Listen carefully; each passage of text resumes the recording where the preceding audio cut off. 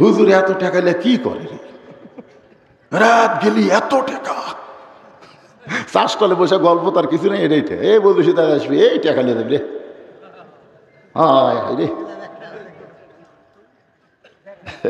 এরা কিন্তু আপনারা আজগুবি বলতেছেন, আপনারা তদন্ত করেন, আপনারা তদন্ত করে দেখেন যে এই যে আমরা কথা বলতেছি টাকা নিয়ে কি করে, বলছি কি করে, এটা একটু তদন্ত করা দরকার। আগে 12 শতক জায়গা মাদ্রাসা মসজিদের ছিল, এখন সেখানে জায়গা হয়েছে 235 শতক। কয়েক কোটি টাকা দিয়ে মাদ্রাসা মসজিদ এতিমখানা তৈরি করা হয়েছে। এইবারে আল্লামা সাইদি হুজুরের নামে একটা অডিটোরিয়াম নির্মাণ করা হলো, যেখানে পৃথিবীর কারো একটা টাকা দান নাই, সদ্গা নাই, সমস্ত টাকা হলো ওয়াজের পরে আপনারা যা দেন সেই টাকা দিয়ে আমি মাদ্রাসা মসজিদ এতিমখানা চালাই। আজ পর্যন্ত পৃথিবীর কেউ বলতে পারবে না যে ভবিষ্যতের মাদ্রাসায় আমরা একটা টাকা দান করছি। আমি দান চাই না, কি জন্য চাই না, যতদিন আল্লাহ আমার ওয়াজ রাখছে ততদিন ইনশাল্লাহ মাদ্রাসা মসজিদ এতিমখানা চলবে, আমি মরে গেলেও চলবে। এরকম কিছু ওয়াকফ সম্পত্তি মাদ্রাসার জন্য আমি রেখে যাচ্ছি, এটা আপনাদের টাকা, এটা আমার না। আপনারা যে ওয়াজের পরে দেন তাহলে তদন্ত করলে আপনাদের মন খুশি হবে না? ফের আমরা আজগুবি কথা বলি, বারে কতজনকে কত কি দিলাম, যাবার কালে একজন আরো দেখা না পাইলাম, ও আমার সাদের মালা যায় রে ছিঁড়ে, রইব না আর বেশি দিন তোদের মাজারে। সোলের মা হবি, ধৈর্য নেই, কেবল প্রসব বেদনা উঠছি, বেশ খাবরে তোর পায়ের তলে সন্তানের জান্নাত। তুই মা হয়ে যদি চিল্লা চিল্লি করিস আর সিজার করিস তাহলে পায়ের তলে জান্নাত হবি, সিজার করলে জান্নাত হবি না। এটা আমাদের মতন, আমরা যে কয়টা উপর বসে আছি সব কয়টা নর্মালি হচ্ছে। আমার দাদি আমার কাছে তোকে বার করবার যে তোর মাথা লম্বা হয়ে গেছিল, পরে আমরা থেবে থেবে মাথা গোল করছি। এইগুলা মায়ের পায়ের তলে হলো জান্নাত। ধৈর্য নেই কেন, পেটের ব্যথা উঠলে সিজার করবো যা। ভারত যখন হাসিনারে পাওয়ার পরে আবল তাবল বলা শুরু করলো, এই ইউনুস ভারতকে বুড়ে আঙ্গুলে দেখায় চিনত গেল। জোরে কোন কথা ঠিক কিনা?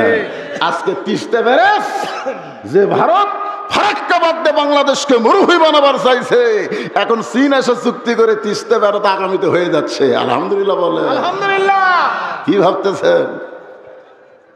আজকে তুরস্ক বলতেছে ভারত অস্ট্রেলিয়া বাড়াবাড়ি করিস না, গোটা বাংলাদেশে অস্ত্র দিয়ে ভরে দেবো। কোনো কথা ঠিক কিনা?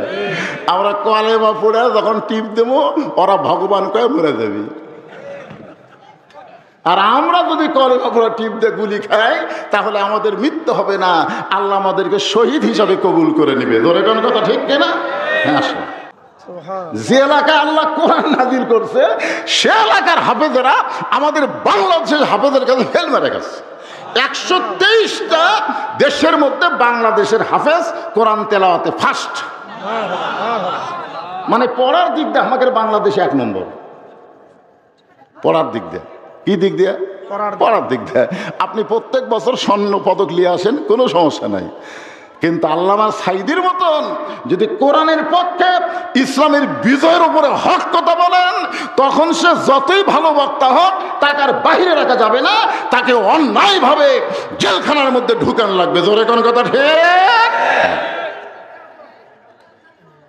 আবু জেহেলের মতন রাষ্ট্রীয় শক্তি কোনোদিনও চাবে না এই কোরআনের বিজয় হোক, এই কোরআন দিয়ে বাংলাদেশ চলুক, তারা কোনোদিনও চাবে না।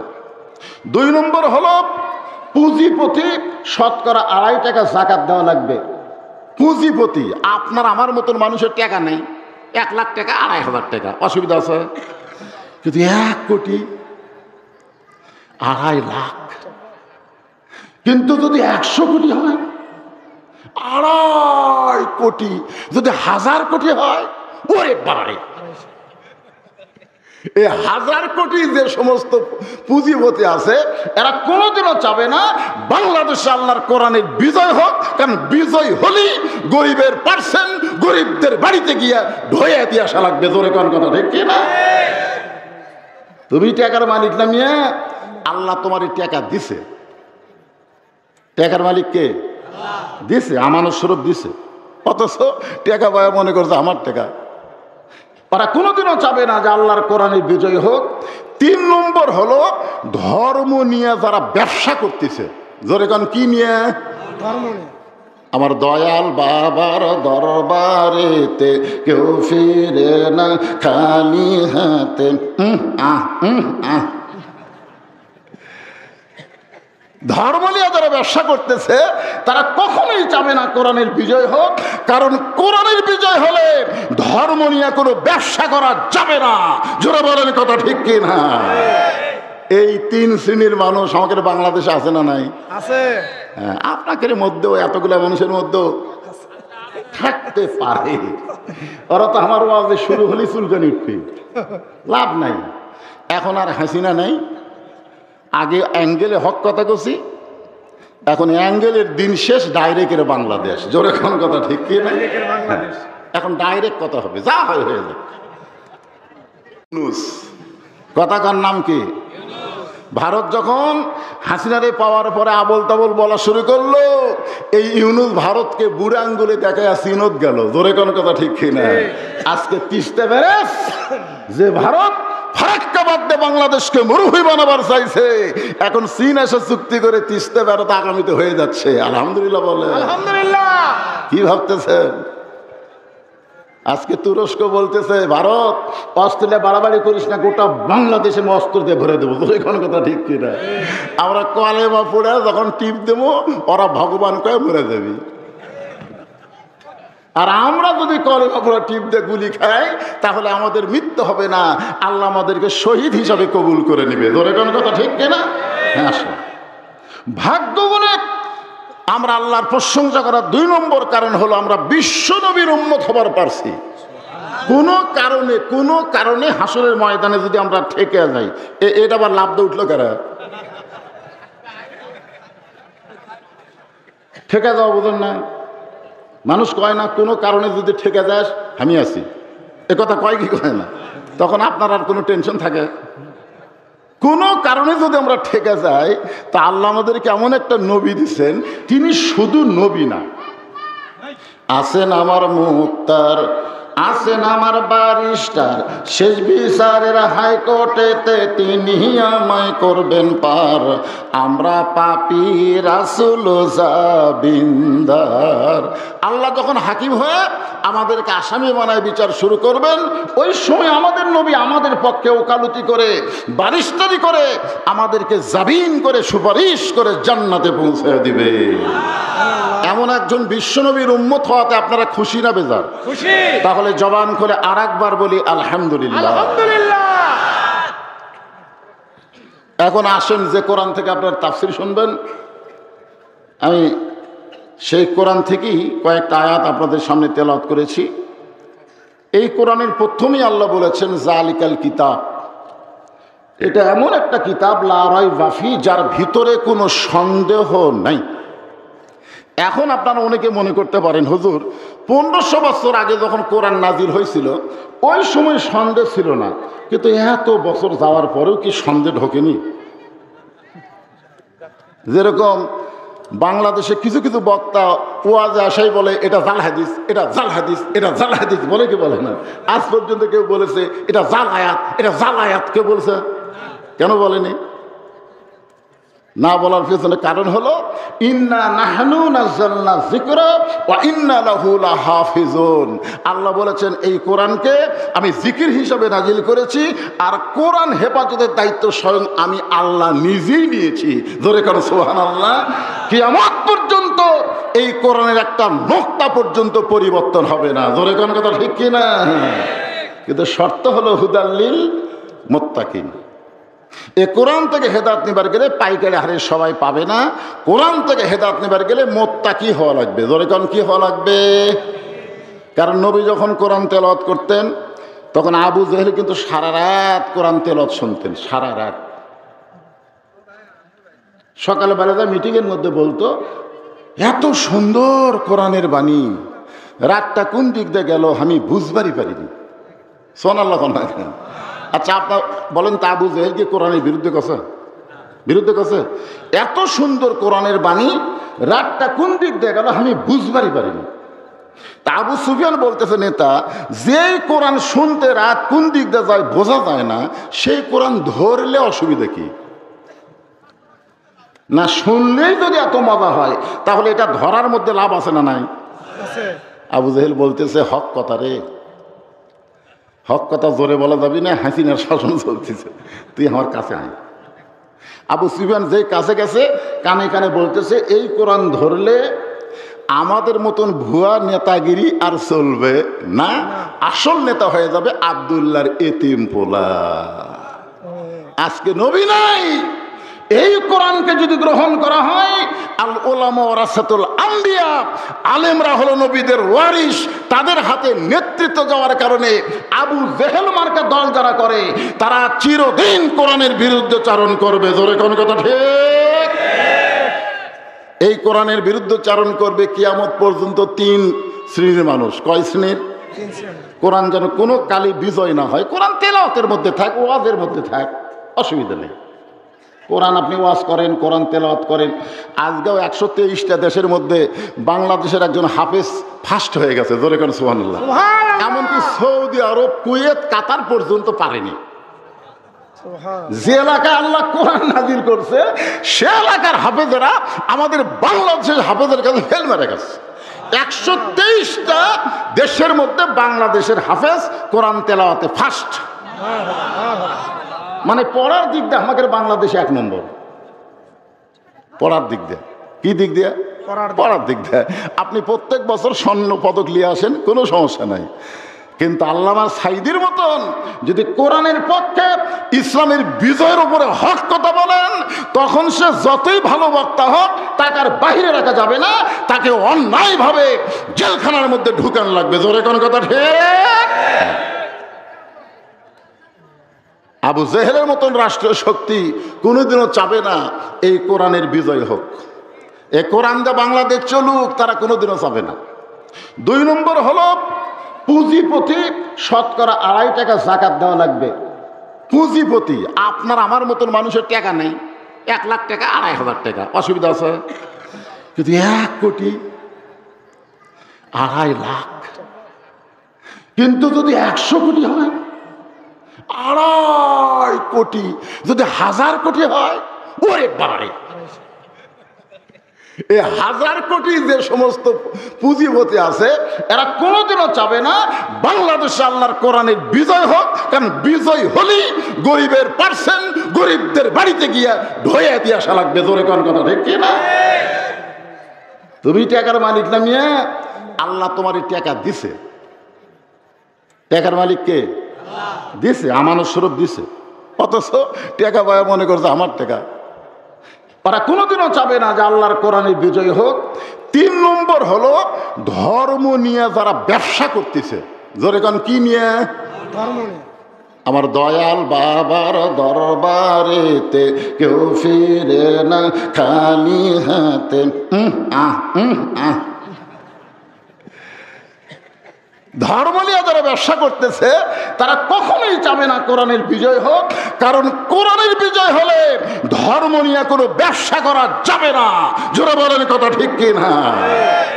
এই 3 শ্রেণীর মানুষ আমাদের বাংলাদেশে আছে না নাই? আছে। হ্যাঁ, আপনাদের মধ্যেও এতগুলা মানুষের মধ্যেও থাকতে পারে। ওরা তো আমার ওয়াজে শুরু হলে চুলকানি উঠবে, লাভ নাই।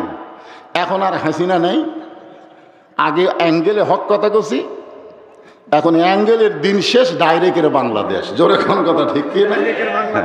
এখন ডাইরেক্ট কথা হবে, যা হয় হয়ে যাবে। আল্লাহ বলতেছেন, এ কি হলো? এদিকে যারা ডানে আছে খুব ডিস্টার্ব হচ্ছে। ওই পার আবার কে আছে? এটা কোরআন শুভ ভুল করে মোটে না। যারা দাঁড়িয়ে আছে ভাইজান শোনেন, এই মামুদপুর ধনতলার লোকেরা এখানে বলছেন আপনারা, কারণ আল্লাহ রাসূলের একটা হাদিস আছে, মেহমান আর মেজমান, যারা মাহফিলের আয়োজন করেছেন তারা হলো মেজমান, আর যারা বাহির থেকে ওয়াজ শুনতে আইছে তারা হলো মেহমান। মেহমানদেরকে বসতে দেওয়া সুন্নাত, মেহমানদেরকে কি দেওয়া সুন্নত? বসতে দেওয়া শুনতে তা আপনারা যদি বসে পেড়াতে পারেন না পারেন, ওরা খাড়া হয়ে তো হো হো করবি।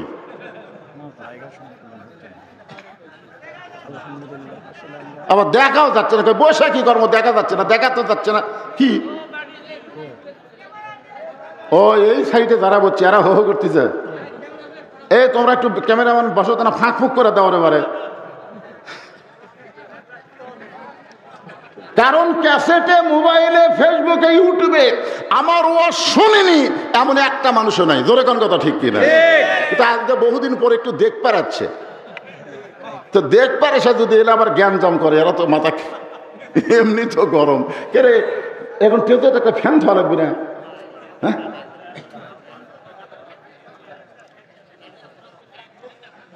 আসেন আলোচনা শোনেন যতদূর পর্যন্ত আল্লাহ আমাদের ধৈর্য দেয়। ফাযকুরুনি আযকুরুকুম ওয়াশকুরুলি ওয়ালা তাকফুরুন। শুরু হয়ে গেল।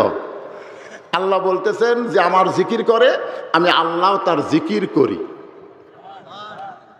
এই জিকির মানে কি আগে এটা বোঝা লাগবে। যা আমরাও আল্লাহর জিকির করি, আল্লাহ আমাদের জিকির করে। এই জিকিরটা বোঝাতে গিয়ে আমি আপনাদের বলতেছি, আল্লাহর একজন মস্ত বড় পয়গম্বর। ভাইজান ভাইজান কষ্ট হলেও শোনেন, কষ্ট হলেও আপনারা কথা বলেন না। কথা বললে আপনার নাম দিয়েছেন তাফসির মাহফিল। এখন আয়াতের এই জিকির মানে আমরা এক একজন এক একটা বুঝি। আসলে তো জিকির মানে এক এক জায়গাত এক এক রকম। যখন আল্লাহ বলতেছেন ইজানুদি আলিস সালাহ মিয়াউমিল জুমআ ফাসআউ ইলা যিকরিল্লাহ, এই জায়গায় জিকির একটা আলাদা শব্দ অর্থ।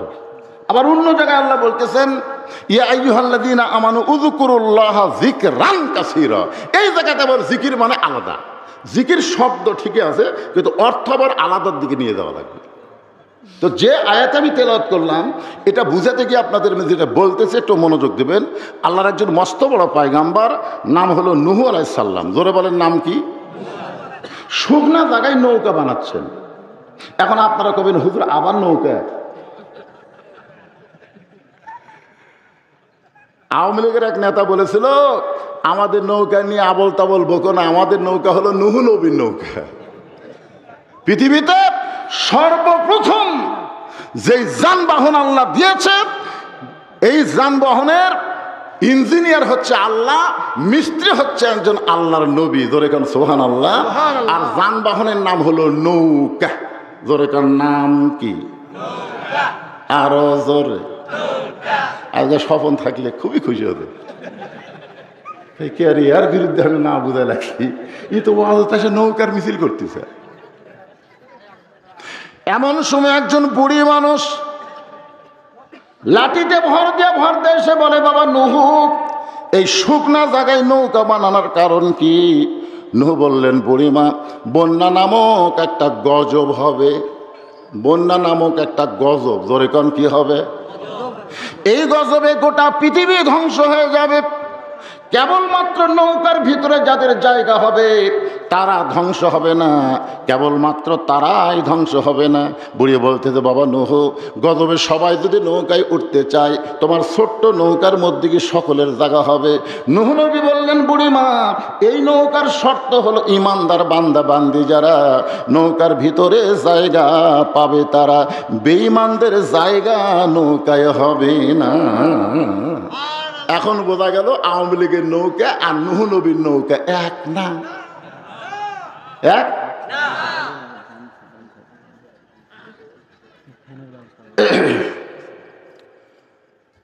নূহ নবী বললেন বুড়িমা, ইমানদার বান্দা বান্দি যারা নৌকার মধ্যে জায়গা পাবে তারা। বুড়ি বলতে আমিও নৌকার মধ্যে জায়গা চাই। সঙ্গে সঙ্গে নূহ বললেন তাহলে আপনি পড়েন লা ইলাহা ইল্লাল্লাহু নূহু নবিয়ুল্লাহ। আমরা মুসলমান, কোন নবীর নামে কলমা পড়তে আমাদের কোন আপত্তি আছে? কিন্তু খ্রিস্টানদের আছে, ইহুদিদের আছে। জি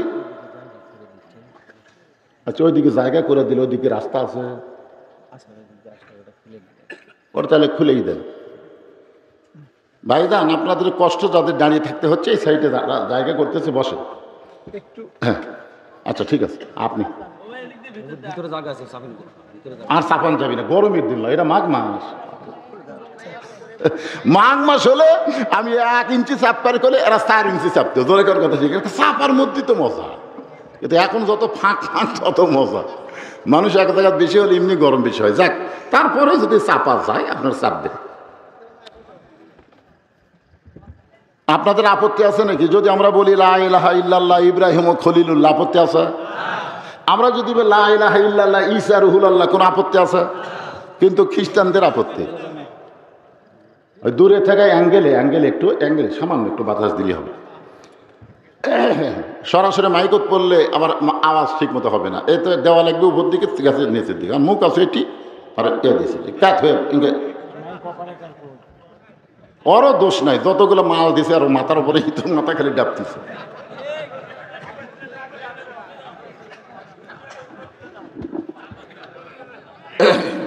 হ্যাঁ, আপনার একটু ধৈর্য নিয়ে শোনেন ভাইজান। নূহ বললেন, বুড়িমা আপনার আর কোনো টেনশন নাই, বন্যা নামক গজব যখন শুরু হবে তখন আমি আপনার হাতটা ধরে নৌকায় উঠাইয়া নিব। সঙ্গে সঙ্গে বুড়ি বললেন, আলহামদুলিল্লাহ ওয়াশকুরু লি ওয়ালা তাকফুরুন। শুকরিয়া আদায় করতে হবে কার? আল্লাহ। যদি না করেন তাহলে কুফরি হবে। এখানে বুড়ির বলা দরকার ছিল, বাবা নূহ তুমি খুবই ভালো মানুষ, বন্যা গজবে তুমি আমার হাত ধরে নৌকায় উঠাবা, তোমার মতন ভালো মানুষ কেউ নেই। কিন্তু বুড়ি কিন্তু নূহ নবীর প্রশংসা না করে প্রশংসা করলেন কার? কেন করলেন? কারণ ঈমান গ্রহণ করার পরে ঈমানই তাকে বলে দিচ্ছে, ঈমান যদি তোমার ভিতরে রাখতে চাও আল্লাহ ছাড়া অন্য কারো প্রশংসা করা যাবে। এজন্য যারা হজ করেছে তারা কিন্তু, এক হাজী সাহেব আমাকে বলতে, হুজুর আপনি কি রাজনীতি ছাড়া কোনো ওয়াজ জানেন না? আমি বললাম, কেন হাজী সাহেব? বলে আপনার ওয়াজে গেলি আপনি ভালোই ওয়াজ করেন হুজুর, কিন্তু মাঝে মাঝে 2-1টা এমন সাইজের কথা কোন আমার কলজাত লাগা যায়। আমি বললাম, হাজী সাহেব আপনি তো হজ করবার যা রাজনীতি করছেন। হাই সাহেব বললেন, আউযুবিল্লাহ, হজ করবার যা রাজনীতি কোন করলাম? আমি কইলাম, তাহলে আপনি আমার সাথে বলেন লব্বাইক। আপনারা সবাই বলেন লব্বাইক আল্লাহুম্মা লব্বাইক লব্বাইক লা শারীকা লাকা লব্বাইক ইন্নাল হামদা ওয়ান নি'মাতা লাকা ওয়াল মুলক লা শারীকা লাক। আপনারা বলেন তো লাকা ওয়াল মুলক লা শারীকা লাকের অর্থ কি? এই হাজী সাহেব আপনি যে আল্লাহর কাবা সামনে নিয়ে ঘোষণা করে আসলেন, রাজনীতির ভিতরে রাজত্বের ভিতরে একমাত্র আল্লাহ ছাড়া অন্য কাউকে আমি স্বীকার করি না। তাহলে আপনি কাবাঘর সামনে নিয়ে বললেন রাজনীতি রাজত্বের মধ্যে একমাত্র আল্লাহ, আপনি কাবাঘরের সামনে আল্লাহর রাজনীতি করলেন আর বাংলাদেশে এসে আল্লাহ ভুলে গেলেন। আপনার নামের আগে মানুষ হাজি বলল আপনার হজ কবুল হবে না। হজ করার আগে আপনি যে দলই করেন সমস্যা নাই, কিন্তু হজ করার পরে একমাত্র আল্লাহ ছাড়া অন্য কারো দল করা যাবে না। ধরে কোন কথা ঠিক কি না? আয়েশা আমার হাতের মধ্যে হাত দিয়ে বলছে যে হুজুর এটা কেউ বুঝে দেয়নি হুজুর। তো বোঝা লাগবে তো ভাইজান। তো এখন বুড়ি প্রশংসা করছে আল্লাহর, ওরা বাড়ি চলে গেছে। বন্যা নামক গজব শুরু হয়ে গেল। গোটা পৃথিবী 40 দিন পানির তলে ডুবে থাকলো, এমনকি পাহাড় পর্যন্ত ডুবে গেল। 40 দিন পরে যখন পানি কমে যায় এমন সময় নূহ নবীর নৌকা জুদি পর্বতে ভিড়ে গেল। আল্লাহ ডাক দিয়ে বলে, নূহ নৌকার খবর কি? নূহ বলতেছে, আলহামদুলিল্লাহ, ইমানদার বান্দা বান্দি যারা জীবিত আছে তারা, বেঈমান যারা ধ্বংস হয়েছে তারা। আল্লাহ বলে, নূহ তাহলে তোমার কাছে কি খবর? নূহ বলতেছে, এই নৌকার মধ্যে আমরা যারা আছি তারাই মাত্র জীবিত, নৌকা ছাড়া যারা বাহিরে তারা কেউ দুনিয়াতে আর জীবিত নেই। আল্লাহ বলে, নূহ তাহলে বুড়ির খবর কি? নূহ বলতেছে, আল্লাহ আমার মনই নাই। কি বুঝলেন? বিপদে পড়লে একটা নবী পর্যন্ত ভুলে যায়, আর আপনি পীর ধরে বসে আছেন। আপনি মনে করতে আমি পীর ধরছি রে, আমার কোনো টেনশন নাই। তোর বাবাই জান্নাতে যাবি কিনা আগে সেইটা চিন্তা করা লাগবে। জোরে খান কথা ঠিক কিনা? বিপদে পড়লে নবী পর্যন্ত ভুলে যায়। নূহ বলতেছে, আল্লাহ বুড়ির কথা আমার মনেই নাই। আল্লাহ বলে, তাহলে বুড়ির অবস্থা কি? বলে, সবাই যখন মরে গেছে বুড়িও মরে গেছে। আল্লাহ কয়, নূহ আজগুবি কোনো কথা বলা যাবে না। আজগুবি, আপনাদের এলাকায় আজগুবি মানে কি? ফাও কথা। আমার বিরুদ্ধে অনেকে কয়, হুজুর এত টাকা এলে কি করে রে, রাত গেলি এত টাকা। চাষ করলে বসে গল্প তার কিছু নেই। এটাইটা এই বলবি তার আসবি, এই টাকা নিয়ে দেবে রে। হায় হায় রে, এরা কিন্তু আপনারা আজগুবি বলতেছেন। আপনারা তদন্ত করেন, আপনারা তদন্ত করে দেখেন যে এই যে আমরা কথা বলতেছি টাকা নিয়ে কি করে, বলছি কি করে, এটা একটু তদন্ত করা দরকার। আগে 12 শতক জায়গা মাদ্রাসা মসজিদের ছিল, এখন সেখানে জায়গা হয়েছে 235 শতক। কয়েক কোটি টাকা দিয়ে মাদ্রাসা মসজিদ এতিমখানা তৈরি করা হয়েছে। এইবারে আল্লামা সাইদি হুজুরের নামে একটা অডিটোরিয়াম নির্মাণ করা হলো, যেখানে পৃথিবীর কারো একটা টাকা দান নাই, সদ্গা নাই, সমস্ত টাকা হলো ওয়াজের পরে আপনারা যা দেন সেই টাকা দিয়ে আমি মাদ্রাসা মসজিদ এতিমখানা চালাই।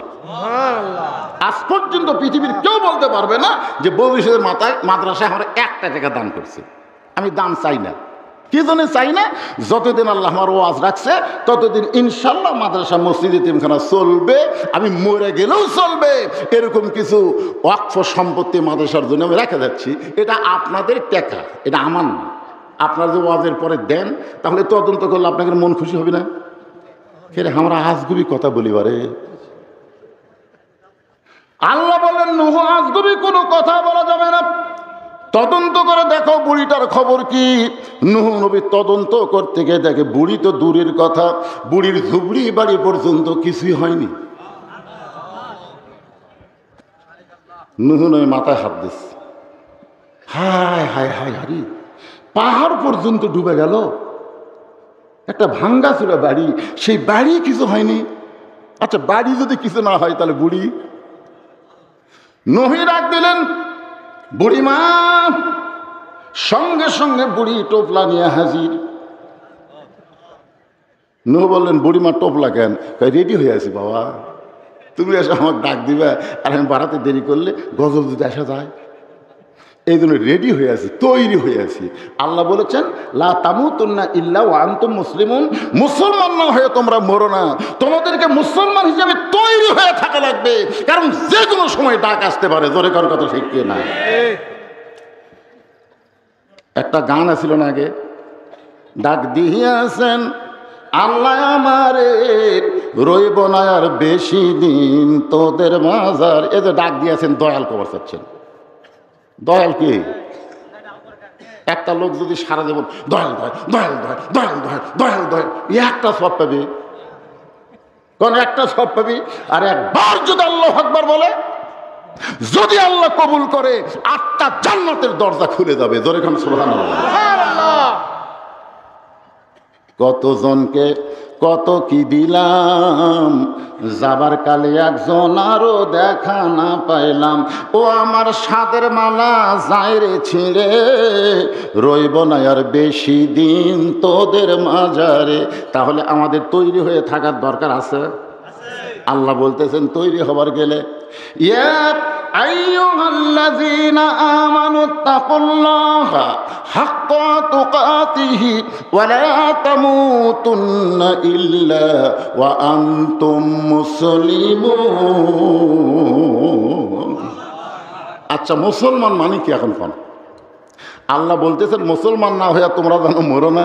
তাহলে এখন আপনাদের বলা লাগবে মুসলমান মানে কি। মাঝে মাঝে নামাজ পড়ে নাকি? মুসলমান মানে এদিকে করছে, কিন্তু আস্তে আস্তে কর। এটাকে আদা আদি না পুরাপুরি? উদখুলু ফিস সিলমি কি কাফা। এখানে নবীর পিছনে নামাজ পড়ে, সামনে কাতারে আবু বকরের ডান সাইডে।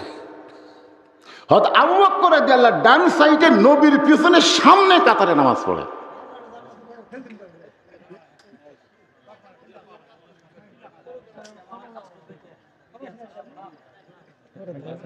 একটু ধৈর্য আজকে ওয়াজই হবে, কিছুক্ষণ পরে আসবে ইন্নাল্লাহ মা সাবিরিন। কিছুক্ষণ সে আয়াত পড়িনি, এটার উপর তো মারাত্মক ওয়াজ হবে। সোলের মা হবি, ধৈর্য নেই, কেবল প্রসব বেদনা উঠছে, বেশ খাবরে তোর মায়ের তলে সন্তানের জান্নাত। তুই মা হয়ে যদি চিল্লা চিল্লি করিস আর সিজার করিস, তাহলে পায়ের তলে জান্নাত হবে। সিজার করলে জান্নাত হবি না। এটা আমাদের মতন, আমরা যে কয়টা উপর বসে আছি সব কয়টা নর্মালি হচ্ছে। আমার দাদি আমার কাছে তোকে বার করবার যে তোর মাথা লম্বা হয়ে গেছিল, পরে আমরা থেবে থেবে মাথা গোল করছে। এইগুলা মায়ের পায়ের তলে হলো জান্নাত। ধৈর্য নেই কেন, পেটের ব্যথা উঠলে সিজার করবো, যা সিজার করা বাচ্চা কি? আমাকে একজন কয়, হুজুর আমার বাচ্চা খালি কান্দে, হুজুর একটু দোয়া ভরে দেয়, কান্দন থামে না, পানি পড়া দেয়, কান্না থামে না। ওই মেয়েই বলতেছে, মাই বলতেছে এখন আর দোয়া দূর চলবে না হুজুর,